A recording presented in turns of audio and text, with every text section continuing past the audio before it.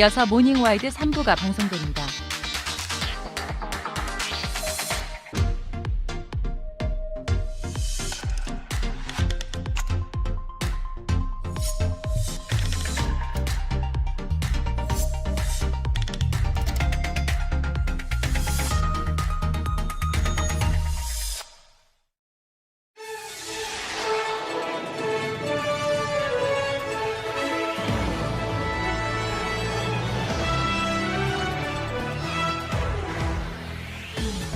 동해 최북단 저도어장이 올해 첫 조업이 시작됐습니다. 북방 한계선과 맞닿아 있어서 해경의 삼엄한 경비 속에 어장의 첫날 개방이 이루어졌는데요. 밀착 카메라에서 확인해봤습니다.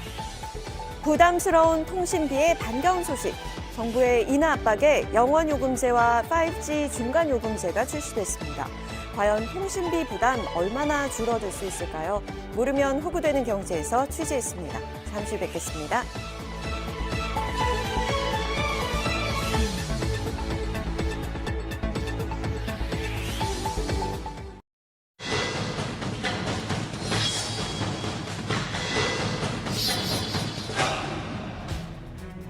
6개월 동안 협박과 스토킹을 해오던 가해자가 구속된 사건이 있었습니다. 그런데 이 구속과 함께 끝날 줄 알았던 가해자의 스토킹 범죄는 교도소에서도 계속됐다고 하는데요.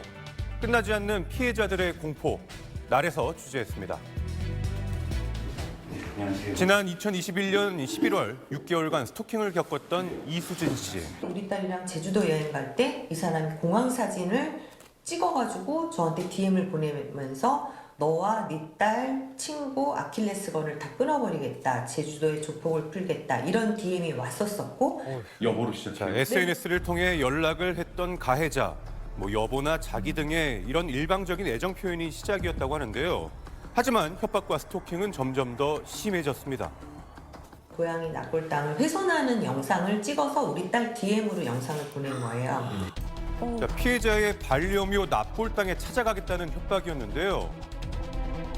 CCTV를 보면 가해자가 반려묘 납골당을 훼손한 후에도 태연히 있는 모습이 확인이 됐습니다. 말뿐인 협박일 거라고 생각했던 피해자는 큰 충격을 받고 말았는데요. 내가 지금 찾아갈게 이렇게 한 적이 있고 실제로 치과 앞에 찾아온 적이 있어요. 덩치 큰 남자가 야 수진아 이러는 거예요. 그리고 딱 보니까 모르는 사람인데 좀 눈빛이 이상해요. 그래서 제가 사람이 많은 데로 이렇게 도망간 적이 있거든요. 제가 너무 공포를 느껴가지고 경찰에 신고를 했어요. 연락을 피하자 1000개가 넘는 메시지를 보냈던 가해자. 신변의 위협을 느낀 피해자는 지난해 4월 경찰에 신고를 했습니다. 1년형을 받았고 작년에 그래서 금년 5월에 나오게 돼 있었어요. 구속된 후 멈출 줄 알았던 가해자의 스토킹. 그러나 피해자를 향한 협박과 보복은 계속됐다고 합니다. 타겟으로 정해놓고 반복적으로 그 사람에게 자신의 일방적 메시지를 전달하는 행위라고 보시면 돼요. 직접적으로 찾아가는 행위도 되고 문자 메시지나 전화를 반복해서 하는 것도 되고 메시지나 사진이나 영상을 유포하는 행위도 스토킹이 될 수 있습니다. 지난해 10월 교도소에 구속돼 있던 피의자가 협박 편지를 보내온 건데요. 욕설과 함께 출소 후 피해자에게 보복을 할 거라는 내용들이었습니다. 치과를 23년을 했는데 이걸로 인해서 내가 치과를 닫아야 되나? 이 나라를 뜰 생각까지도 했었어요. 왜냐하면 저와 저의 딸의 목숨을 지켜야 되고 그래서 그 전기 충격기 그것도 샀고 매년 3월 이후로 어떻게 해야 될지 진짜 대책이 없어요. 너무 법이 약해요. 이 협박 편지로 인해 이번 달 가해자에게는 10개월의 형이 추가가 된 상태입니다. 하지만 피해자는 당장 내년 3월 가해자의 출소가 두렵다고 말합니다. 스토커들이 공통적으로 가지고 있는 특성이 좀 있어요. 굉장히 집착적이고 소유욕이 강하고 무엇보다 한번 화가 나면 분을 풀지 못하는 거예요. 예를 들면 피해자가 신고를 해서 조사받고 구속이 되고 사회랑 격리되잖아요. 그러면 이것만큼 상대방에게 돌려줘야 되는 거예요. 그러니까 보복에 대한 환상이 커질 수밖에 없는 거예요. 지난 2020년 4월 자신의 팬에게 협박과 허위 사실 유포 등의 스토킹을 당했던 조혜연 씨. 이 사람이 저 1년 넘게 지속적으로 와서 저를 스토킹합니다. 계속 편지를 보내더라고요. 마음으로부터 반성을 하고 있다. 그렇기 때문에 반드시 나가면 저를 만나서 사과를 하겠대요. 그런데 저를 찾아오겠다고 써 있는 거거든요, 사실은. 그럼 위협적이죠. 스토킹은 멈추지 않은 거잖아요. 자, 당시에는 스토킹 처벌법이 제정되지 않았기에 경범죄만으로 처벌이 됐었는데요. 지난해 피의자의 출소 후 불안감이 커진 피해자는 거주지와 직장까지 옮겨야만 했습니다. 자, 지난 12일 우편을 이용한 접근 금지를 추가해 피해자를 보호하는 법안이 새로 발의되기도 했었는데요.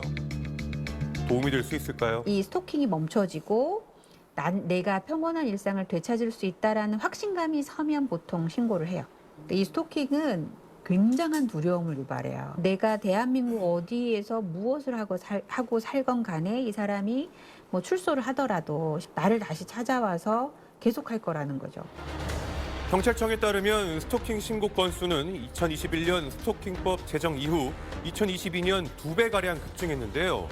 하루에 약 80건의 사건이 접수되고 있는 실정입니다. 스토킹 범죄만이 아니라 이렇게 보복이 우려되는 범죄들에 있어서 적어도 피해자에게 다시 접근해서 어떤 행위를 하는 것이 굉장히 더 중하게 처벌된다라는 게 가시적으로 나타난다면 좀 더 예방의 효과가 있겠죠. 그런 식의 접근으로는 가해자를 필벌할 수도 없고 피해자를 지킬 수도 없다.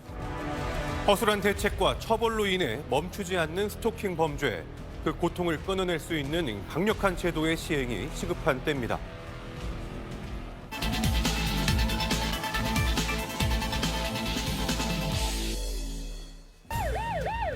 동해안 최북단의 저도어장, 100척이 넘는 어선들이 삼엄한 경계 속 거침없이 달리는 진 풍경이 펼쳐졌습니다. 이른바 황금어장이라고 불리는 저도어장이 열린 건데요. 선상 아래쪽에서 조용해 주시기 바랍니다. 북방 한계선 바로 아래에 위치한 바다. 해경들은 비상근무에 돌입했습니다. 2023년 저도어장 개방 첫날 밀착 카메라에서 취재했습니다. 동해의 최북단에 위치한 저도어장이 4개월 만인 지난 금요일에 개방됐죠. 칠흑 같은 어둠이 내린 새벽 2시. 이른 시각부터 환하게 불이 켜진 대진항은 조업 준비로 분주한데요. 오늘 뭐 하는 날이에요?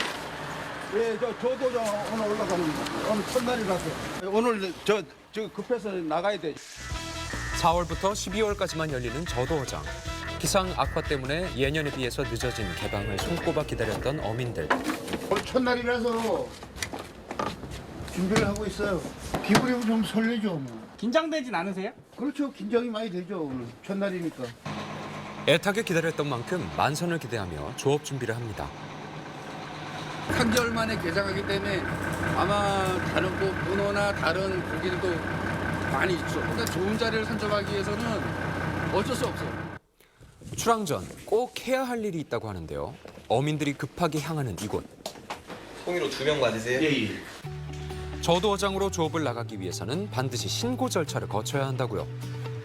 관할해역이 그 어선안전조업법상 특정해역이라고 이제 조업과 항행이 제한되어 있습니다. 출하 등록을 하셔야 저희가 특정해역 내에서 조업이 가능합니다. 고성군의 어민에 한해 조업이 허용되는 저도어장. 이날 출항을 신청한 어선만 148척입니다.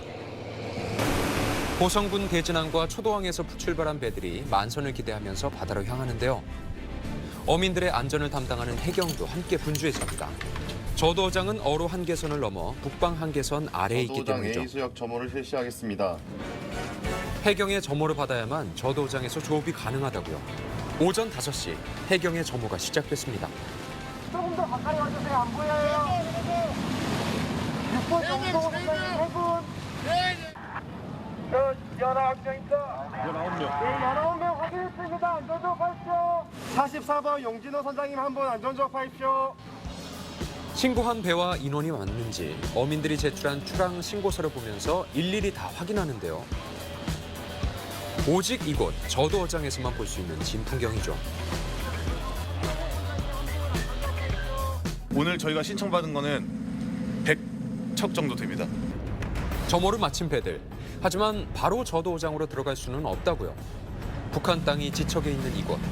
해경의 신호를 어기는 배들은 위험에 빠질 수 있기 때문에 점호가 끝나고 동시에 조업을 시작합니다. 현 시각 저도장 시수역 입어를 허가합니다. 오전 6시 드디어 올해 처음 저도어장이 열렸습니다. 해경의 사이렌 소리와 함께 어선들의 질주가 시작됐는데요.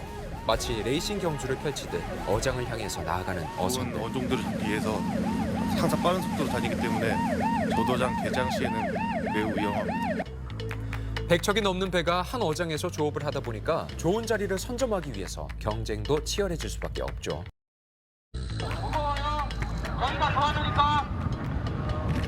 어민들 사이에서 황금어장이라고 불리는 이곳. 그 명성이 무색하지 않도록 성인 남성 2명이 들기에도 힘들어 보이는 크기의 대왕 문어가 잡혔네요. 진짜 크네요. 지난해 이곳에서만 184톤의 수산물을 채취해 약 42억 원의 수익을 올린 만큼 풍부한 어획량을 자랑합니다. 어민들이 조업을 하는 사이 긴장을 늦추지 못한 채로 바다를 지켜보는 경비정. 북방 한계선과 불과 2km 정도 떨어진 거리. 자칫 잘못해서 조업 중 어선이 북쪽으로 넘어가는 사고에 대비하는 거죠. 그 초록색 등 2개가 이제 일직선으로 보일 때가 그 경계선이거든요. 그래서 그 경계선을 육안으로 이제 배들이 넘지 않도록 주의 깊게 보고 있습니다. 도등이라고 불리는 등 아래에서만 조업이 가능한 건데요. 바로 앞에 북한이 보일 만큼 아주 가까운 거리에 있습니다. 비상 통로를 가운데 두고 두 구역으로 나눠져 있는 저도어장. 오직 고성군 어민들만 이용할 수 있다는데요. 북한 미사일 도발 등 관련해서 혹시나 생길 수 있는 이제 우리 어민들의 월선 및 피랍을 방지하기 위해서 더욱더 안전 관리에 힘쓰고 있습니다. 북한에서 포사격을 하면 사정거리 안에 들어가는 해역. 작년 11월에는 북한이 발사한 단거리 탄도미사일이 속초 앞바다로 떨어져 조업 중이던 어선 71척을 긴급 철수시키기도 했습니다.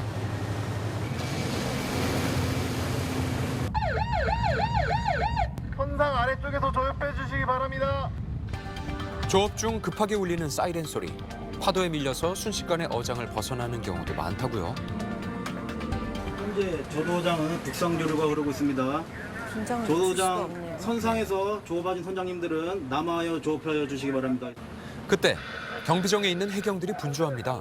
인근 어선에 뭔가 문제가 생긴 것 같죠? 작은봉입니다. 말씀하십시오. 지금 저 스타가 기관부장으로 지금 저 북쪽으로 떠가겠어요. 아이고. 급하게 어선으로 출동하는 해경. 배 엔진에 이상이 생겨 시동이 걸리지 않는다는 건데요. 스타 여기 바로 앞에 어디? 여기 뒤 따라가는 3분 35초. 문제는 이 어선이 있던 장소가 저도어장 북방 끝쪽이라 자칫하다가 북한 해역으로 떠내려갈 위험성이 있다는 건데요. 인근 어선이 배를 예인할 때까지 경호를 이어갑니다. 평소 어선의 3배인 148척의 어선을 지키기 위해 해경 경비정 석 대를 배치해 비상근무가 유지됐습니다.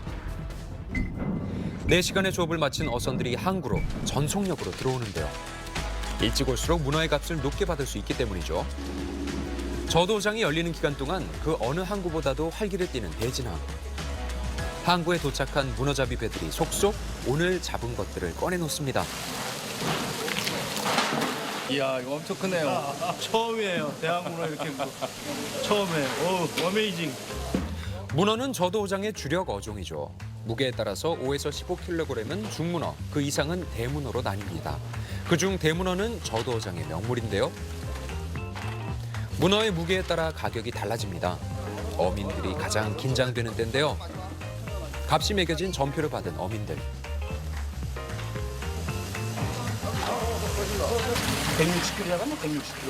160kg면 얼마예요? 계산을 한번 해볼까? 얼마나 되는지? 300만 원이네, 300만 원. 저도어장 조업 첫날 4,000kg에 달하는 문어를 잡아 경매가 8천만 원의 수익을 올렸죠. 서울에서 놀러 왔어요. 문어 맛은 어때요? 맛있죠. 그렇게 짜잘하게 맛있어요. 먹을 수 있는 날이 맹일에. 그래 모두 오면 이제 모두 삶아서 그렇지. 저도어장의 문이 열리는 날에는 인근 상인들도 이렇게 바빠집니다. 이게 한 25kg 돼요. 그날 잡아올린 문어는 뜨거운 물에 바로 데쳐주는데요.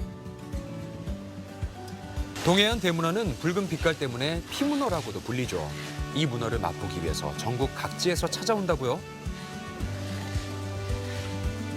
앞으로 12월까지 8개월 동안 조업을 할 수 있어서 수산물의 보고 저도어장에 거는 기대가 큰데요. 어로 한계선을 넘어 북쪽을 향해 거침없이 달리는 어선들. 동해안 최북단의 황금어장. 올해도 그들의 힘찬 질주가 이어집니다.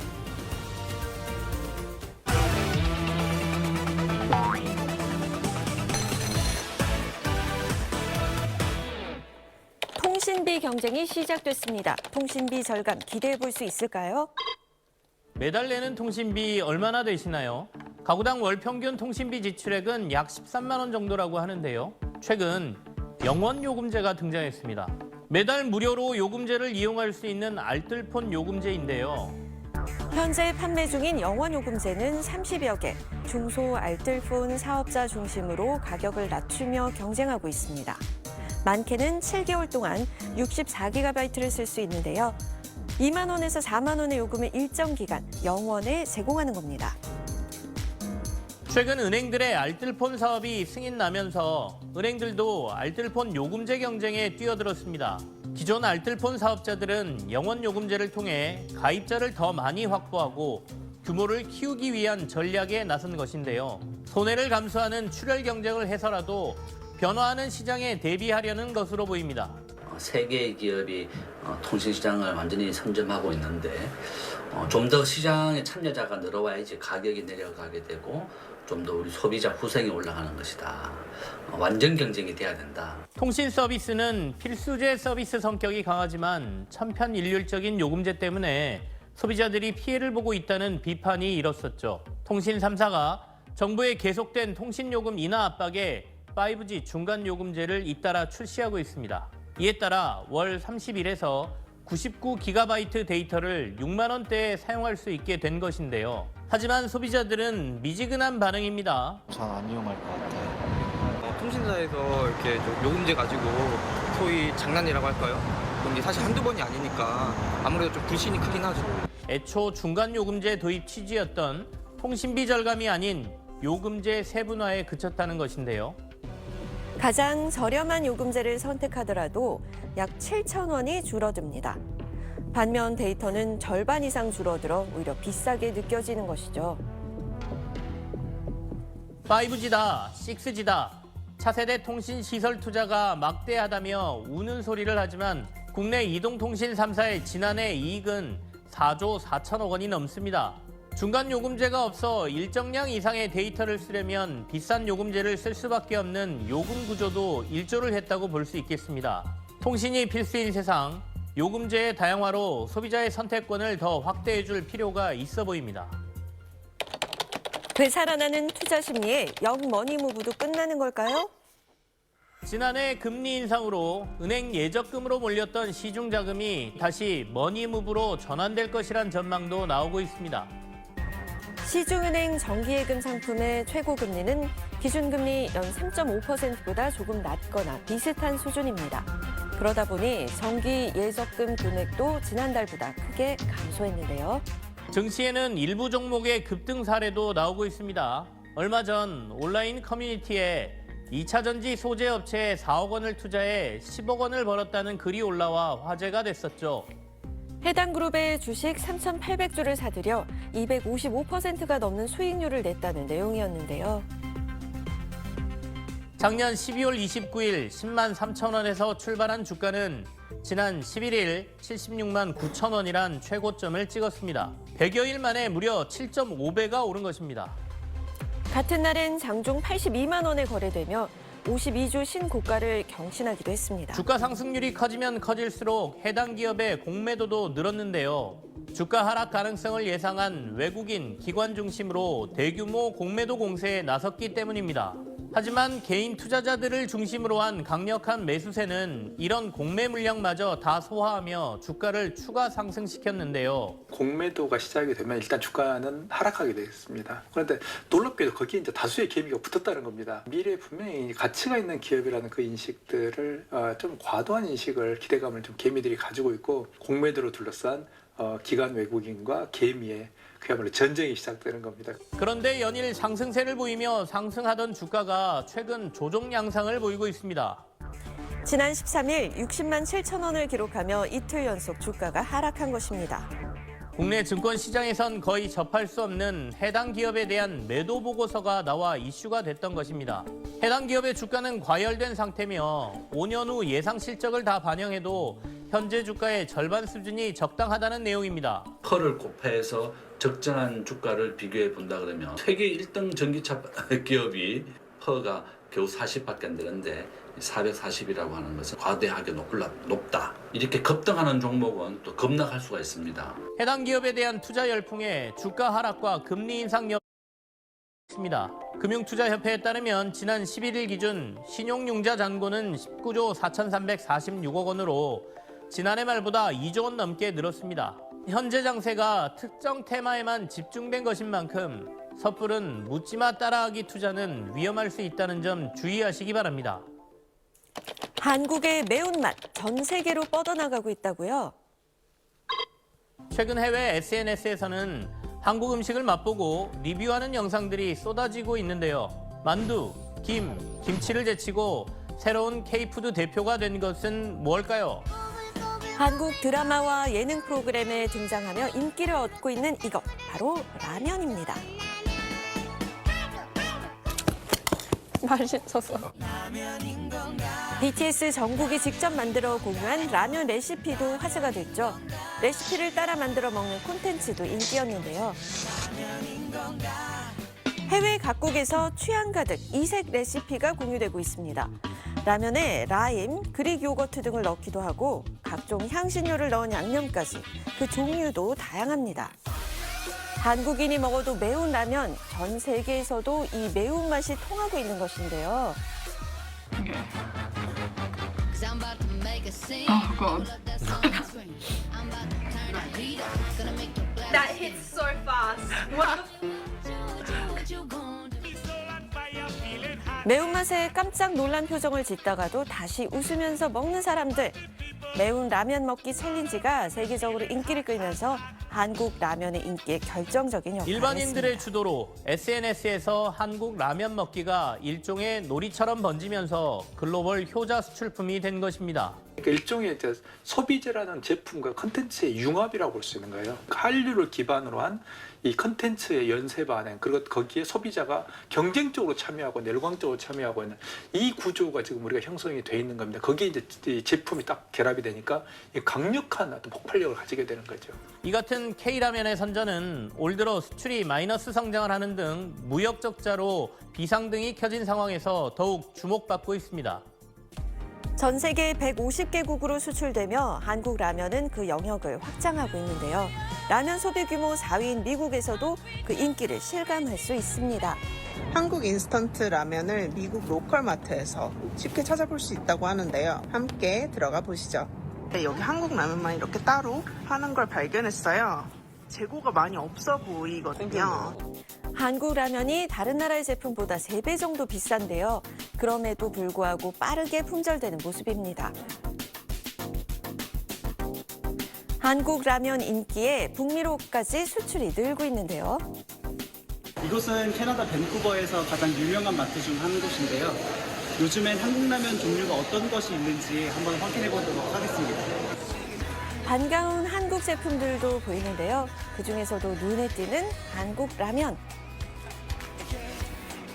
예전에는 라면밖에 없었지만 최근에 한국 라면의 종류들도 많아졌습니다.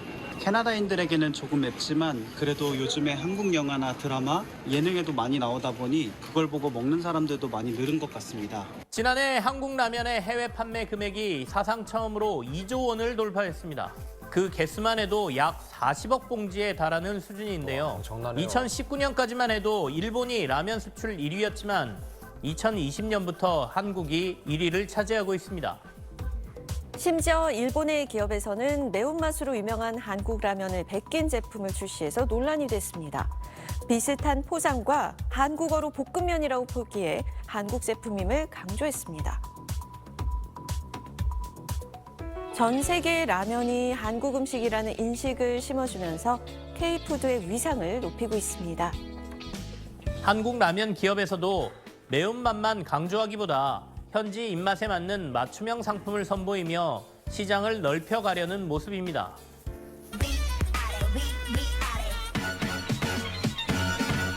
이번 주 업은 12년 만에 최고치를 기록한 설탕 가격입니다. 백설탕 선물 가격이 톤당 702달러를 넘어 12년 만에 최고치를 기록했습니다. 세계 최대 설탕 생산국이자 2위 수출국인 인도가 생산량 감소를 이유로 지난해부터 실시한 설탕 수출 제한이 영향을 미치고 있는 것이죠. 태국도 최근 기후변화 등의 영향으로 사탕수수 생산이 줄고 있어 설탕 가격 인상에 따른 국내 먹거리 물가 상승도 걱정되는 상황입니다. 이번 주 다우는 또 내려간 대한민국 경제 성장률 전망입니다. 국제통화기금 IMF가 우리나라 경제 성장률 전망을 또 낮췄습니다. 지난 1월 발표 때 올해 1.7% 성장이 가능할 것으로 내다보던 것을 1.5%로 낮춘 겁니다. 문제는 세계 경제 성장률 전망은 다소 높아지고 있는 가운데 지난해 4월부터 5차례나 연속해서 성장률 전망이 내려갔다는 겁니다. 이유는 수출, 특히 반도체 수출 부진입니다. 여기에 중국도 우리 경제에 발목을 잡는 요소입니다. 중국의 경제 회복 속도가 더딘 데다 미중 갈등으로 우리 기업들의 대중 수출이 예전처럼 회복되긴 힘들다는 전망까지 더해지고 있습니다. 네, 통신 요금제를 변경하실 때는요. 그 전에 스마트폰 통신사 앱 있잖아요. 거기 들어가서 최근 3개월 동안 썼던 평균 데이터 사용량을 확인한 뒤에 본인에게 맞는 요금제를 선택하시는 게 좋겠습니다. 네, 알뜰폰 요금제의 경우 대부분 약정이 없지만 영원 요금제의 경우는 프로모션 기간 이후에 적용되는 요금 꼼꼼히 따져보시기 바랍니다. 네.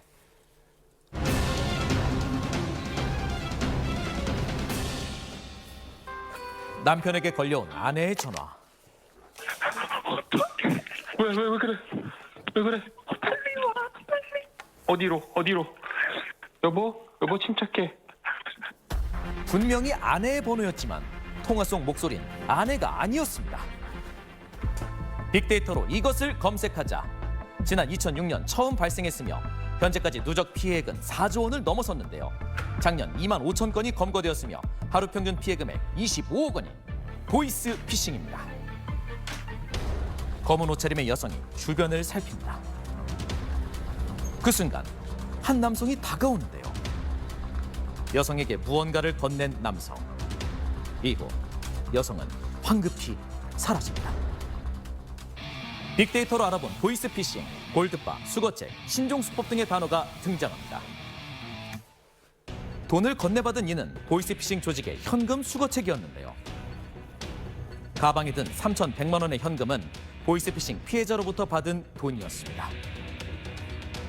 이 가방 속 현금을 들고 간 곳, 바로 금거래소였는데요. 최근 피싱범들이 돈 세탁을 위한 매개체로 골드바를 이용하는 신종수법이 등장했습니다. 금융기관에서 인출을 하려면 보이스피싱 문진표도 작성을 해야 되고 현금 인출이나 이렇게 인출을 하게 되면은 거액이 힘들고 이제 한도가 있기 때문에 신종수법으로 골드바를 매입한 것으로 추정됩니다. 최근 사상 최고치를 기록한 금값으로 판매 급증한 골드바가 범죄 수단으로 사용된 건데요. 총 9명의 피해자와 9억 원의 피해금이 발생했습니다. 심지어 최근 고금리로 인해 이자 부담이 커지며 금리 대환 대출을 이용한 신종 피싱법도 등장했는데요. 이번 사건에는 자녀를 사칭한 피싱 피해까지 포함되어 있었습니다. 저희 애가 엔티장 화면을 띄었다고 저한테 연락 온 적이 몇 번 있었거든요. 그래서 또 덜렁거리다가 깨달보다 별로 통장 비밀번호를 못 구하길래 문자 속 링크에 접속하자마자 통장에 있던 8천만 원이 순식간에 사라졌고 절반만 되찾을 수 있었습니다. 병원 가서 약 타먹고 정말 죽고 싶다는 마음이 너만큼만 드는 거예요. 이번 사건으로 경찰이 붙잡은 조직원 12명 중에는 수거책으로 일한 10대 청소년 2명도 포함되어 있었는데요. 보이스피싱 조직원 입장에서 이제 청소년들이 일단 지시에 잘 따르고요. 성인들보다 빠르게 움직이고 일당이 좀 이렇게 낮게 책정돼 있고요. 10대 수거책들은 재범일 뿐 아니라 범죄를 알고도 저질러 현재 구속되었습니다. 20대 피해 사기 유형 중에는 범죄 연루 빙자가 1위였는데요. 최근 나도 모르게 범죄에 가담되는 신종 피싱 사례가 증가하고 있습니다. 취업을 준비하던 한 20대 여성, 공인중개사 시험을 알아보던 중 한 부동산 중개소에 연락을 받았습니다. 월 220 정도 됐었고 월요일부터 금요일까지 일하고 오전 9시부터 오후 6시까지 일한다고 그렇게 조건이 들어갔었어요. 땅을 보러 다니며 실제 부동산 업무를 했던 여성.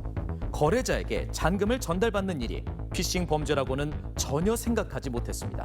지금 고객님의 핸드폰에 부동산 상사 직원의 번호가 직원이라는 것을 보고 의구심이 들어서 퇴근길에 이것저것 검색을 해보니까 보이스피싱이라는 걸 알게 됐습니다.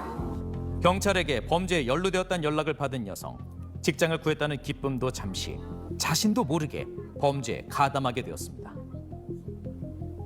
제 무지로 인해서 이렇게 피해자분들이 생겨난 거에 대해서 죄송스럽게 생각을 하고 있고 피해를 막을 수 있지 않았을까라는 후회를 좀 많이 하긴 했어요. 저희 주변에 20대 분들도 그런 분들 정말 많거든요. 보이스피싱의 수거책 또한 피해자가 된 상황. 신종수법으로 일반 시민들을 이용하는 경우가 늘고 있는데요. 보이스피싱 조직이 이 돈이 급한 20대의 일종의 산업, 그러니까 직장을 구하려고 하는 사람, 알바를 하는 사람들을 고액 알바로 꼬셔갖고 피해자인데 사실은 가해자로 만드는 겁니다. 일종의 범죄자를 만드는 거죠. 빅데이터로 알아본 보이스피싱, 변작기, 해외 콜센터, 중개기 등의 단어가 등장합니다. 지난달 경북 성주의 한 갈대밭. 땅속에 묻혀있는 상자를 발견한 경찰. 바로 중개기였는데요. 해외 콜센터에서 걸려온 070 번호를 010으로 바꾸며 피싱범들이 흔히 쓰는 수법입니다. 국내 피해자들이 수신할 수 있도록 중개한 혐의를 받는 해외 피싱범들. 이들을 포함해 조직원 9명이 구속되고 나머지 10명은 불구속 입건됐습니다. 보이스피싱에 이용하는 중개기를 은닉하는 장소는 정말 다양한데요. 도심 지하철역부터 오토바이 배달 박스, 달리는 차량 등 곳곳에서 발견할 수 있었습니다. 배터리랑 그리고 이제 뭐 유심칩 몇 개라든가 요만한 가방 정도밖에 안 필요합니다. 공터 같은데 그냥 쓰레기통에 던져 놔도 되는 거라서 이걸 찾기가 경찰들이 굉장히 어려워요. 원룸이나 모텔에서 여러 대의 중개기를 설치해 범죄에 이용하기도 했는데요.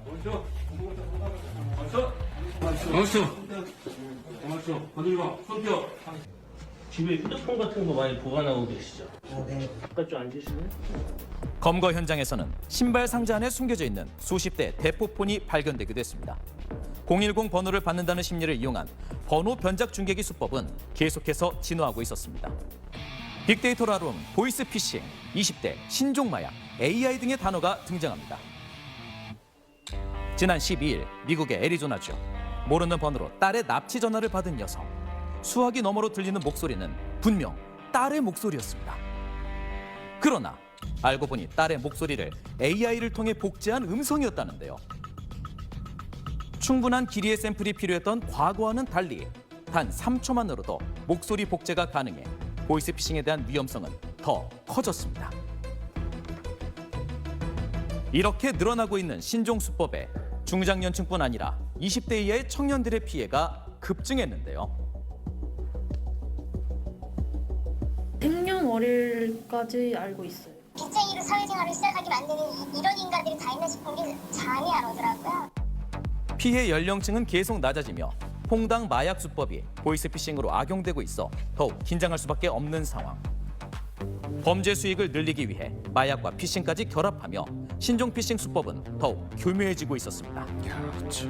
보이스피싱 자체가 보이스피싱으로 끝나는 것이 아니라 그 다음 단계, 그러니까 다른 뭐 마약 범죄라든가 아니면 다른 형태의 이 다른 사기 범죄와 연결시키는 뭐 이걸 뭐 어디서는 하이브리드 범죄, 융합 범죄라고 하는데 비슷한 방식으로 빠르게 변종이 나타나는 겁니다.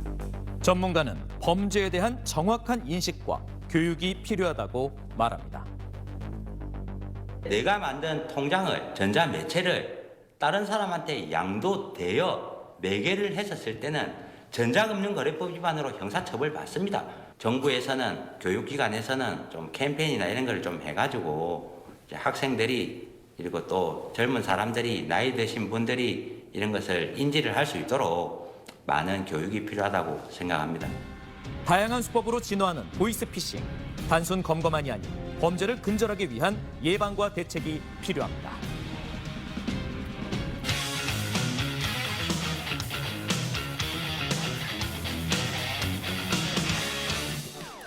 네, 연예 뉴스 강경윤 기자와 함께합니다. 어제 하루 연예계의 핫 이슈는 배우 강동원 씨와 블랙핑크 로제의 열애설이었죠. 네, 그렇습니다. 사생활 확인 불가라는 해명에도 열애설이 일파만파 확산되자 소속사 측이 재차 입장을 밝혔습니다. 화면으로 만나보시죠. 어제 하루 종일 연예계를 달군 소식이죠. 바로 배우 강동원 씨와 블랙핑크 멤버 로제의 열애설이었는데요. 두 사람 모두 해외 팬들을 다량 보유한 월드스타인데다 무려 16살의 나이 차이에 국내뿐 아니라 해외까지 그야말로 반응이 뜨거웠습니다. 두 사람의 열애설은 최근 온라인상에서 불거졌습니다. 일부 누리꾼들은 두 사람이 레이어드 목걸이를 나눠 착용하고 같은 디자인의 옷을 커플룩으로 입고 다녔다며 의심의 눈초리를 보냈는데요. 특히 한 패션계 종사자들의 모임 사진이 결정적인 역할을 했는데 이 사진에서 로제와 강동원이 함께 앉아있는 모습이 포착되면서 16살 나이 차이가 나는 두 사람의 친분이 궁금증을 자아냈습니다. 여기에 지난해 한 아트페어에 함께 참석하거나 공동의 지인들이 다수 있다는 것도 열애설에 불을 지폈는데요. 열애설이 일파만파 확산되자 로제 소속사 측은 어제 오전 아티스트의 사적 영역이라 확인이 어렵다는 짧은 입장을 내놨습니다. 강동원 측 역시 신분이 있는 자리에 간 건 맞지만 이외의 것은 확인 불가하다고 밝혔는데요. 그런데 양측 소속사 입장이 공개되자 열애설은 더 확산되기 시작했습니다. 소속사 측의 확인 불가 사생활이라 알 수 없다라는 애매모호한 답변이 더욱 열애설을 확산시킨 것으로 보이는데요. 앞서 해당 소속사 측은 손흥민 선수와 블랙핑크 지수의 열애설, 제니와 프로듀서 테드의 열애설에는 사실 무근이라며 빠르게 소문을 진화한 바 있습니다. 이에 팬들 사이에서는 소속사 측에서 확인 불가라는 반응이 나오면 열애 인정을 의미하는 게 아니냐라는 반응이 있어 왔습니다. 이렇게 두 사람의 열애설이 기정사실화되는 분위기가 되자 어제 늦은 오후 로제 소속사 측이 다시 한번 공식 입장을 내놨습니다. 이번에는 사실이 아니라며 열애설을 부인한 건데요. 톱스타의 열애 16살이라는 나이 차이까지 두 사람의 열애설이 생각보다 큰 파장이 일자 이례적으로 2차 입장을 밝히며 논란 진화에 나선 것으로 보입니다.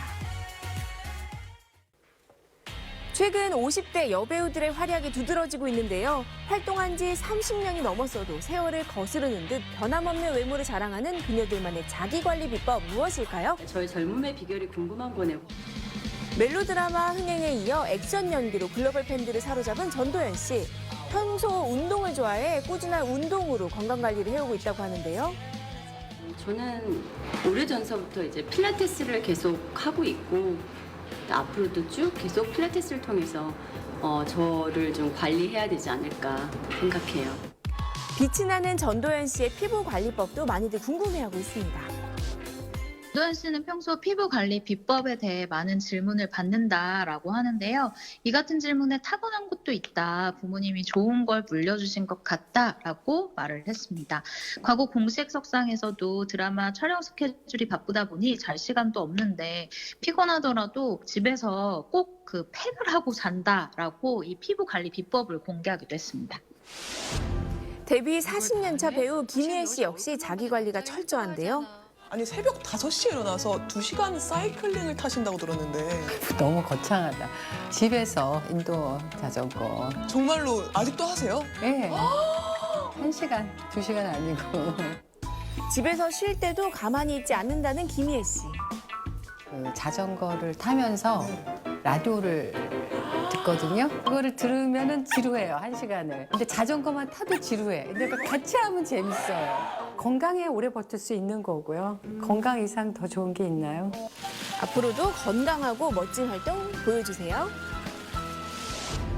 또다시 리즈를 경신했다는 말이 나올 정도로 최근 더욱 아름다워진 모습을 공개한 고현정 씨. 입금 전후의 모습이 화제가 될 만큼 그녀의 모습은 늘 대중의 관심을 받고 있죠. 다이어트가 생활이라는 고현정 씨의 관리 비법은 무엇일까요? 작품에 들어갈 때마다 완벽하게 다이어트를 해서 시청자들에게 자신의 모습을 보여주는 것으로 유명한데 고현정 씨가 선택한 다이어트 비법은 다름 아닌 걷기라고 합니다. 평소 워낙 걷기를 좋아해서 매니저와 함께 다이어트를 하는 기간에는 면을 걷는다고 해요. 함께 걸었던 매니저 역시 살이 빠졌다고 합니다. 오늘부터 고현정 씨처럼 걷는 분들이 많아질 것 같네요. 지금 난 다이어트 때문에 알게 된 식단이긴 한데 사실 이거 해서 나 살이 빠졌다기보다 나 되게 수면제를 오래 먹었거든. 근데 이걸 하고 나서 수면제를 끊었어. 엄정화 씨는 저탄고지 식단으로 건강 관리를 하고 있습니다. 한창 막 활동할 때는 거의 안 먹고 다이어트를 했어. 근데 그러고 나니까 바로 몸에서 반응이 오더라고요. 내 생각엔 그래서 갑상선도 걸렸던 것 같아요. 스트레스. 네. 지나고 나니까 그런 후회도 좀 되는 것 같아요. 2010년 갑상세만 수술을 받았던 엄정화 씨. 완치 후 꾸준한 식단 관리와 운동으로 건강을 되찾았다고 합니다. 특별할 것 같지만 누구나 할 수 있는 50대 여배우들의 자기관리법 오늘부터 도전해보는 건 어떨까요? 네, 연예뉴스 오늘 여기까지입니다. 지금 8시 22분 지나고 있습니다. 고맙습니다.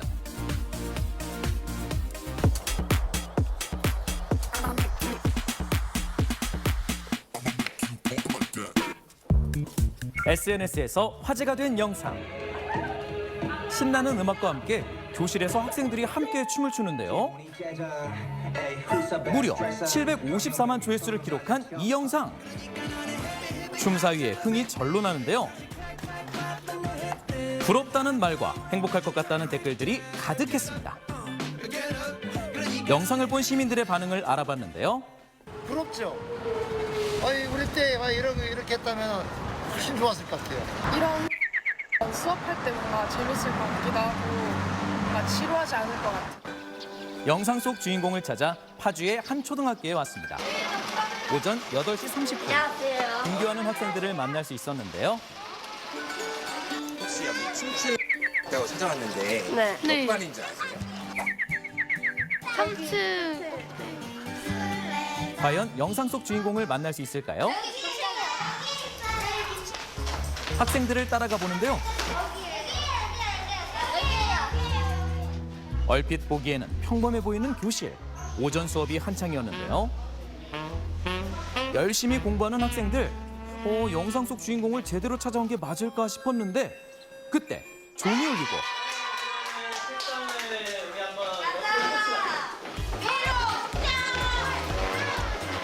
갑자기 책상을 옮기는 학생들.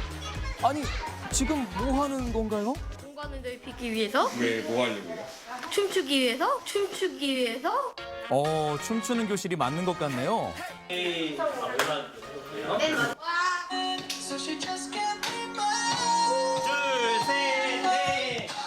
음악이 들리자 익숙하게 춤을 추는 학생들. 흥겨운 박자에 맞춰 함께 하는데요.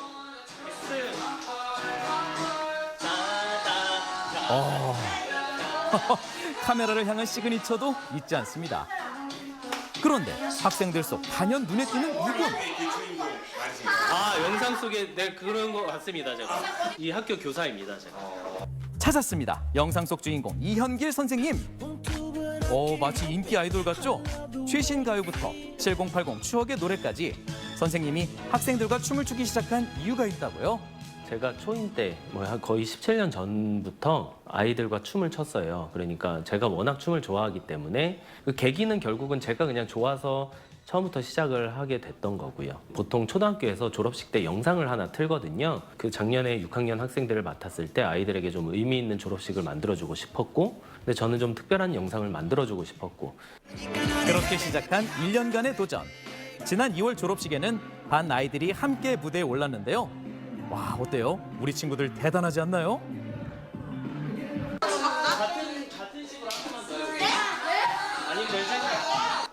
그렇게 올해도 6학년 학생들과 함께 졸업식을 위한 새로운 도전을 하게 되었다고요. 어디 우리 친구들 실력 한번 보실까요? 모니터링을 위한 카메라까지 설치를 하고 뮤직 스타트! 자, 하나, 둘, 셋, 넷. 리듬에 맞춰 몸을 맡기는 아이들. 어떤가요? 연습한 지 2달도 안 됐다는 게 믿어지지 않는데요. 당당한 발걸음. 역시 춤은 자신감이죠. 조금만 쉬었다가 하자. 하나, 둘, 셋, 이거요? 쉬는 시간에도 끊임없이 연습하는 아이들. 이렇게 춤을 추면서 아이들에게도 변화가 생겼다고요. 하나, 둘, 셋, 넷. 선생님이랑 추면서 자신감이 생겼어요. 진짜? 네. 잘 쳐요, 잘 쳐. 자유롭게 던질 수 있고 많은 추억을 쌓아서 좋아요. 친구가 원래 활발한 성격이에요. 집에서는 활발하지 않아요. 새롭게 도전하고 노력하는 시간이 더욱 학생들을 자라게 했습니다. 학교 폭력 예방 교육 자료들은 무궁무진하고 많아요. 담임이 직접 아이들과 즐겁게 소통하는 이 상황을 통해서 조금 미묘한 감정이 있었던 친구들도 그 상황에서 싸우지는 않거든요. 그리고 그 상황에서 따돌리지는 않고요. 충분히 아이들이 감정이 또 해소가 되고 좀 풀어지고 좀 더 밝아지고. 때로는 학생들이 먼저 새롭게 유행하는 춤을 알려주기도 한다는데요. 뭐라고 이게? 한번 해봅시다 그러면. 최근 SNS에서 유행하는 토카토카 댄스 챌린지인데요. 오늘의 도전입니다.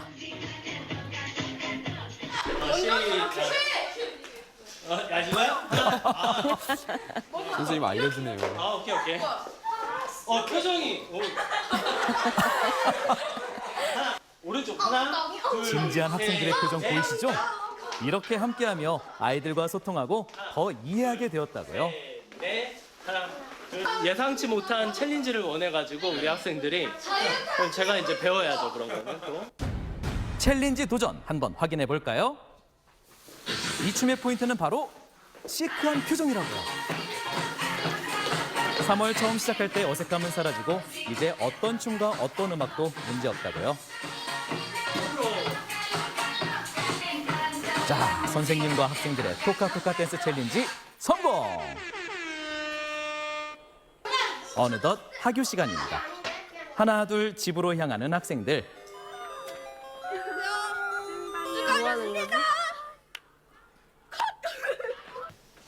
아이들이 돌아간 빈 교실에 남아 무언가를 하는 이현길 선생님. 아이들과 함께 춤을 연습하며 촬영한 영상을 직접 편집하는데요. 이렇게 공유된 영상이 화제가 되며 수많은 응원의 댓글들이 이어졌습니다. 선생님과 학생들은 이런 응원에 힘을 내며 다시 또 도전한다고요. 영상을 봐주시고 좋은 응원의 댓글을 해주시는 모든 분께 너무 감사드리고 사실 그거 다 저희 학생들과 읽어보면서 저희가 많이 힘이 되고 교육에도 잘 활용을 하고 있습니다. 아이들에게 조금 더 쉽게 알려주기 위해서 홀로 남아 연습까지 하는데요. 이렇게 선생님이 춤을 추며 도전하고 노력하는 이유가 있다고요.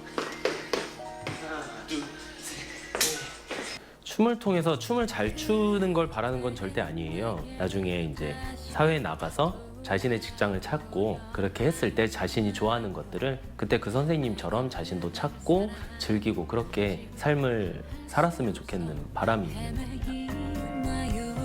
열정과 노력으로 채워지는 시간. 춤추는 교실안 선생님과 학생들의 신나는 도전을 응원합니다. 예! 선생님 사랑해요. 뭐죠?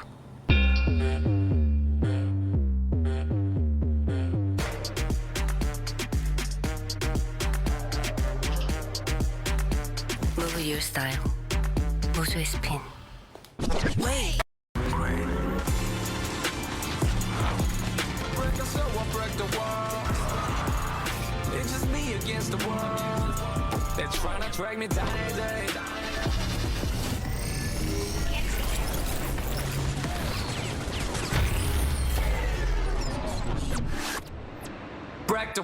시작. 새로운 차원의 라이프. 르브레이커. 코나 일렉트릭. 네, 전국이 흐리고 비가 내리고 있습니다. 비는 낮에 중부지방부터 그치기 시작해서 늦은 오후 남부지방도 대부분 잦아들겠습니다. 돌풍과 천둥, 번개를 동반한 강한 비가 오는 곳이 있으니까요. 오늘 시설물 그리고 또 농작물 관리에 유의하시기 바랍니다. 미세먼지는 원활한 대기의 확산과 강수의 영향 때문에 전 권역이 좋음에서 보통 수준을 보이겠습니다. 네, 오늘 즐거운 하루 보내시고요. 저희는 내일 다시 인사드리겠습니다. 고맙습니다. 고맙습니다.